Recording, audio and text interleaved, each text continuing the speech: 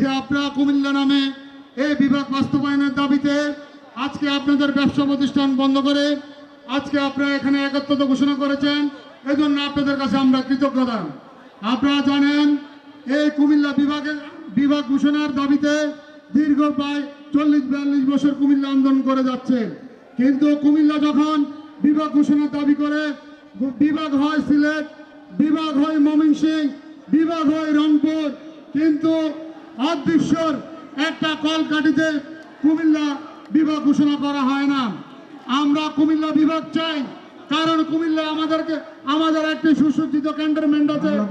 আমরা কুমিল্লা বাংলাদেশ কওমি মাদ্রাসা সংগঠন এবং হেফাজত ইসলামের নেতৃত্বে একটা বিশাল মিছিল আমাদের এখানে এসে উপস্থিত হয়েছে।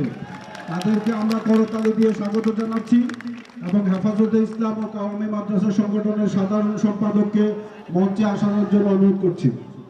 আমাদের মাঝে এসে উপস্থিত হয়েছে বাংলাদেশ খেলাফত মজলিস কুমিল্লা জেলা শাখা, তাদেরকেও আমরা স্বাগত জানাচ্ছি করতালি দিয়ে। সমস্যা হলে একটু এদিকে যাওয়া জানা। আমরা কুমিল্লা বিভাগ চাই, কারণ আপনারা জানেন কুমিল্লা ময়নামতি ক্যান্টনমেন্ট বাংলাদেশের একটি ক্যান্টনমেন্টের মধ্যে একটি ক্যান্টনমেন্ট। আপনারা জানেন কুমিল্লায় যে পল্লী উন্নয়ন বোর্ড রয়েছে সেটা বাংলাদেশে একমাত্র কুমিল্লায় অবস্থিত।